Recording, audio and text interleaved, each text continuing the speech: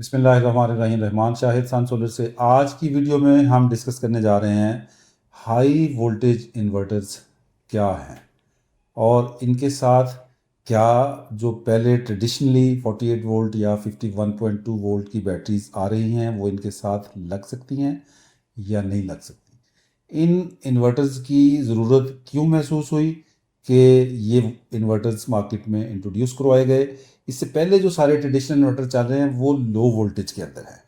उन इन्वर्टर्स को इन इन्वर्टर्स से रिप्लेस करने की या अपग्रेड करने की ज़रूरत क्या है, ये सारे कॉन्सेप्ट हम आज की वीडियो में डिस्कस करने जा रहे हैं। वीडियो को एंड तक ज़रूर देखें, हमारे चैनल को सब्सक्राइब करें ताकि इस तरह की जो टेक्निकल इन्फॉर्मेशन है आपको उसका नोटिफिकेशन मिलता रहे।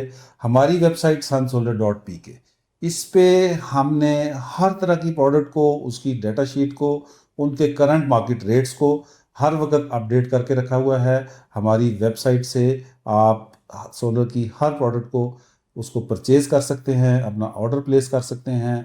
कोटेशंस बनाने के लिए उसके लिए आप वहाँ से गाइडलाइन ले सकते हैं।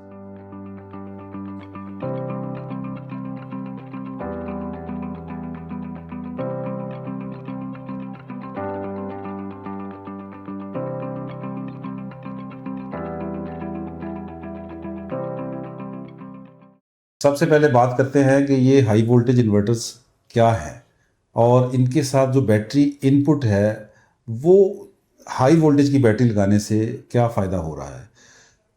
पहले जो हमारे पास इन्वर्टर थे लो वोल्टेज के अंदर, उसके अंदर पहले 48 वोल्ट की बैटरीज आती थी, फिर 51.2 वोल्ट की आ गई। तो वो बैटरीज पैरेलल में लगती हैं, पैरेलल में लगने से उसके वोल्ट सेम रहते थे, वोल्ट वही रहेंगे 51.2 वोल्ट, जबकि एम्पेयर्स इंक्रीज होते थे। 100 वोल्ट की बैटरी थी, 100 एम्पेयर की, तो 100 एम्पेयर इंक्रीज होते चले जाते थे। तो एम्पेयर ज़्यादा होने से लाइन लॉसेस उसमें आते हैं, प्लस हमें ज़्यादा कैपेसिटी की मोटी केबल्स चाहिए उसको इन्वर्टर के साथ अटैच करने के लिए। फर्दर एक नुकसान ये था कि ये रेजिडेंशियल के लिए तो सूटेबल थे जो लो वोल्टेज इन्वर्टर हैं।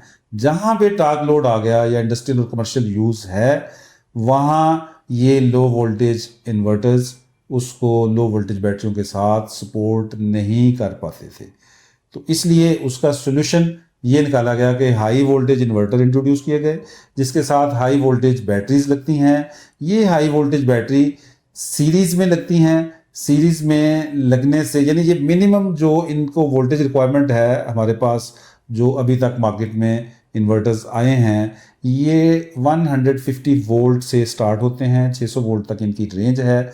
जिसमें सोलिस ने जो हमारे पास पाकिस्तान में इन्वर्टर्स आ गए हैं वो 10 किलोवाट है, 12 है, 15 है, फिर 20 और 50, ये रेंज सोलिस में अवेलेबल है।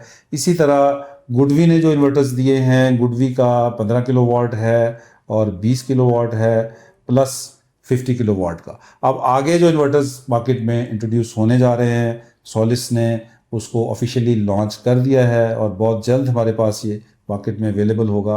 125 किलोवाट का हाई वोल्टेज में हाइब्रिड इन्वर्टर जो कि इंडस्ट्रियल और कमर्शियल यूज़ में फुली बैकअप प्रोवाइड करने की कैपेसिटी रखता है। अच्छा, ये सारे इन्वर्टर्स रिप्लेसमेंट वारंटी के साथ आते हैं। इसी तरह जो इनके साथ बैटरीज हैं वो भी बड़ी हाई एफिशिएंसी की, अच्छी क्वालिटी की बैटरीज हैं।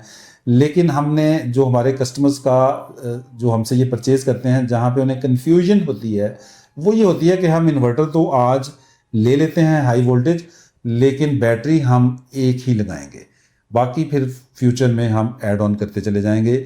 ऐसा नहीं है। इस इन्वर्टर ने, जो हाई वोल्टेज इन्वर्टर्स हैं, इसने मिनिमम 150 वोल्ट पे, 150 वोल्ट पे इसने चलना है। मीनिंग देयर बाई कि हमें मिनिमम इसके साथ 3 बैटरीज लगानी है। हाई वोल्टेज की बैटरी भी 51.2 वोल्ट में ही आ रही है, लेकिन अब जब ये 3 बैटरीज लगाएंगे तो जो उसकी ऑपरेशनल मिनिमम रेंज है इन्वर्टर की, 150 वोल्ट मिनिमम उसकी रेंज है, वो हमें 3 बैटरियां सीरीज में लगा के ये उसको उसकी रिक्वायर्ड कैपेसिटी प्रोवाइड करेगा। फिर ये ऑपरेशनल होगा बैकअप के लिए। एक बैटरी के साथ ये नहीं चलेगा। अब बैटरीज में जो हमारे पास रेंज अवेलेबल है हाई वोल्टेज में, वो एक डायनस की स्टैक है बहुत अच्छी बैटरी है। डायनस पिछले 7-8 साल से मार्केट में वारंटी के हिसाब से परफॉर्मेंस और एफिशिएंसी और ब्रांड नेम अच्छा है इसका।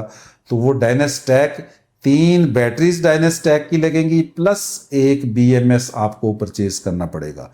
तो ये उसका बैकअप सॉलिस के साथ ये डायनस का स्टैक लग जाता है। जो गुडवी का इन्वर्टर है उसके साथ सिर्फ गुडवी की बैटरी लगेगी। गुडवी की बैटरी के साथ हमें वो IP66 में आ रही है। उसका जो ये BMS है वो बिल्ट इन है, वो हमें सेपरेटली परचेज करने की ज़रूरत नहीं है। डायनस का जो हम लेते हैं तो डायनस का ये स्टैक है, तो इसकी तस्वीर भी आपके साथ आ रही है। तो ये बैटरी एक के साथ आप ऊपर दूसरी रखते जाते हैं तो 10 बैटरीज एक स्टैक में आ जाएंगी। अप टू 15 बैटरीज के लिए ओनली 1 BMS रिक्वायर्ड है। BMS तकरीबन 2 लाख रुपए का है और ये बैटरी तकरीबन कोई 2,70,000-75,000 मार्केट की डिमांड एंड सप्लाई के मुताबिक इसकी कीमत प्लस माइनस होती रहती है। तो ये स्टैक इसके साथ आप 15 बैटरियां एक BMS के साथ अटैच करके तो जितना बैकअप रिक्वायर्ड है उसके मुताबिक अपनी बैटरियां लगवा सकते हैं। लेकिन minimum hybrid high voltage inverter के साथ मिनिमम 3 बैटरीज की रिक्वायरमेंट है। तो अब इसके साथ फ़ायदा क्या हुआ, हमें लाइन लॉसेस हमारे कम हो गए, हमारी जो केबल लगनी थी वो कम हो गई, ये इन्वर्टर्स हीटअप नहीं होंगे, हर तरह का लोड उठाएंगे, टार्क लोड को एब्जॉर्ब करने की कैपेसिटी रखते हैं। तो जहाँ पे जिस घर का लोड ज़्यादा है या कोई आपकी बिजनेस प्लेस है, इंडस्ट्रियल लोड है, तो वहाँ हमें इसमें हाई वोल्टेज इन्वर्टर्स में जाना है। और इसके साथ जो एक मिसकंसेप्शन है कि हम वो पुराने वाली जो बैटरियां हैं वो लगा सकते हैं, जी वो बिल्कुल नहीं लगा सकते।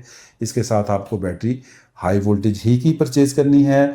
और जितने भी हाइब्रिड इन्वर्टर्स हैं जिस कैपेसिटी के भी हैं, चूँकि ये 150 वोल्ट इसका स्टार्टिंग इसकी कैपेसिटी है, तो उसके साथ हमें मिनिमम 3 बैटरियां लगानी हैं। उम्मीद है आपको आज की हमारी ये वीडियो अच्छी लगी होगी। मज़ीद टेक्निकल वीडियोस के साथ अपडेट रहने के लिए हमारे चैनल के साथ राब्ते में रहें। बहुत शुक्रिया जी, अल्लाह हाफिज़।